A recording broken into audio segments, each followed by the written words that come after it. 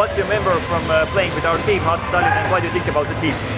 The team seems to be very young, and I think there is quality, but they need to play more tournaments, hard games, and so on to develop and get better.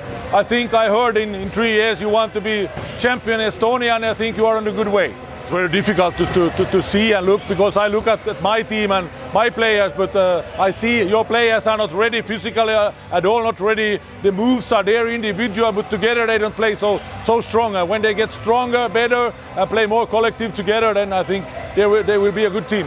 How did you end up being back in Finland and being coach? How was the way for you?